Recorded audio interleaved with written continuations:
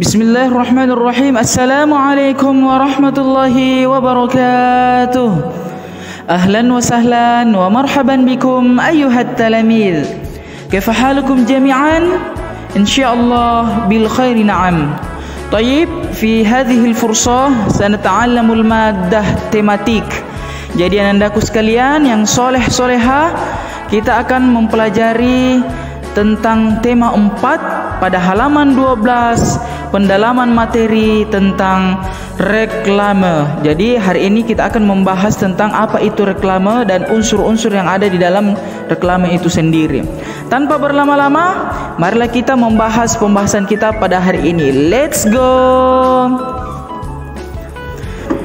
Nah, anandaku sekalian, reklame adalah sarana yang digunakan untuk mengajak seseorang atau kelompok mengikuti isi reklame tersebut.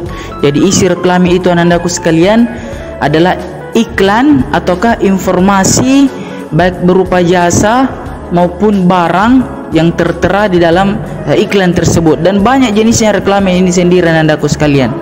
Nah, reklame ini anandaku sekalian diletakkan pada bidang-bidang media tertentu dengan tujuan utamanya yaitu untuk menyebarluaskan informasi yang ada di dalam reklame tersebut. Nah, oleh karena itu media yang digunakan oleh reklame juga beragam. Nah, menurut peletakan medianya, reklame ini dibedakan menjadi 3 nandaku sekalian. Jadi dibedakan menjadi 3. Yang pertama ada namanya reklame audio, yaitu reklame yang divisualisasikan dengan suara, misalnya melalui radio. Jadi biasanya diinformasikan di radio, diiklankan di radio supaya pendengar radio mengetahuinya.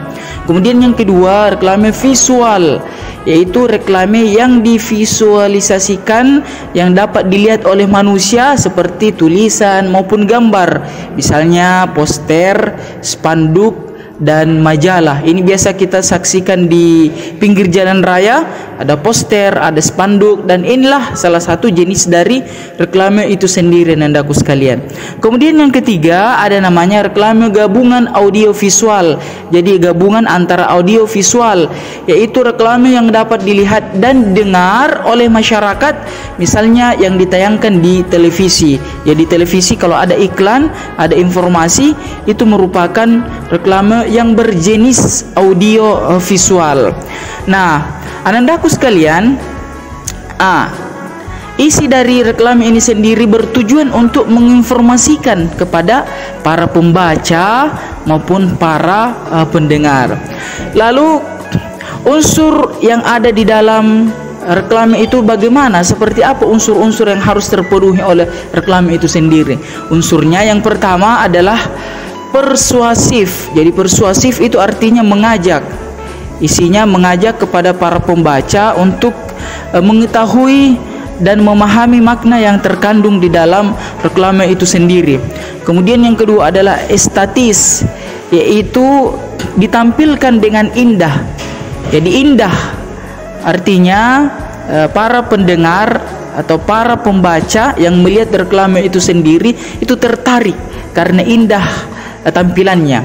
Nah, selain dari kedua unsur ini anandaku sekalian, ada juga persyaratan agar informasi yang terkandung di dalam reklame itu sendiri dapat diterima dengan baik oleh masyarakat.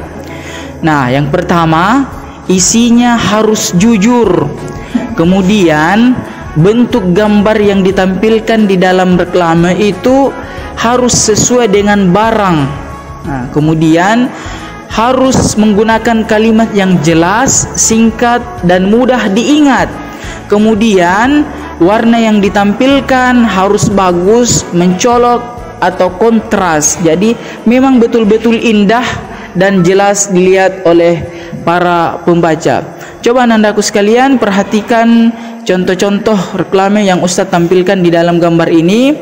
Ini merupakan reklame atau iklan-iklan yang mengajak kepada masyarakat untuk mengetahui, memahami, bahkan tertarik kepada informasi yang ada di dalam iklan atau reklame yang Ustadz tampilkan di dalam video ini.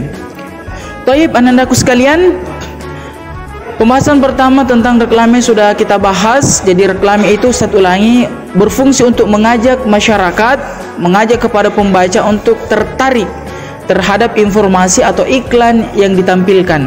Kemudian yang kedua, materi kita pada hari ini yaitu tentang keragaman ekonomi masyarakat di Indonesia. Nah, anak-anakku sekalian, bangsa Indonesia memiliki keragaman yang begitu banyak. Ada keberagaman sosial, ada budaya, bahkan ekonomi. Meskipun semuanya berbeda-beda, tapi selalu bersatu padu yang berlandaskan kepada Bhinneka Tunggal Ika. Jadi walaupun kita berbeda-beda, tapi kita harus berlandaskan kepada Bhinneka Tunggal Ika, harus merajut persatuan dan kesatuan. Nah, anak-anakku sekalian, jika kita perhatikan secara seksama, Indonesia ini merupakan negara kepulauan yang cukup luas. Banyak pulaunya, banyak daratannya, banyak perairannya, banyak pegunungannya, bahkan lembah. Nah, kondisi geografis yang seperti ini memungkinkan, sangat memungkinkan untuk banyak juga, beragam juga ekonomi masyarakat yang ada di Indonesia. Nah, anandaku sekalian, keberagaman ekonomi ini anandaku sekalian, ada yang berekonomi menengah ke bawah, ada yang berekonomi menengah ke atas, ada yang pekerjaannya sebagai guru, ada yang pekerjaannya sebagai pedagang, sebagai pengusaha, dan bahkan masih banyak pekerjaan-pekerjaan yang lainnya anandaku sekalian, yang menyebabkan keberagaman ekonomi masyarakat di Indonesia itu berbeda-beda. Tapi Ustaz ulangi lagi, walaupun keberagaman budaya Indonesia itu berbeda-beda, keberagaman ekonomi Indonesia itu berbeda-beda, tapi kita harus tetap junjung tinggi yang namanya persatuan dan kesatuan. Nah, kemudian yang terakhir anandaku sekalian, silahkan anandaku membaca sebagai bentuk literasi halaman 14 sampai halaman 15 tentang belajar keragaman di tengah liburan, lalu menjawab mari berlatih pada halaman 15 nomor 1 sampai nomor 5. Taib anandaku sekalian, syukran ala husni ihtimamikum. Ini saja dari Ustaz. Wallahul muwaffiq ila aqwamit thoriq. Ustaz ulangi sebelum Ustaz tutup. Tetap semangat dalam setiap pembelajaran, dan tentunya jangan sekali-sekali nak meninggalkan sholat 5 waktu dan selalu berbakti kepada kedua orang tua. Taib, wallahul muwaffiq ila aqwamit thoriq. Wassalamualaikum warahmatullahi wabarakatuh.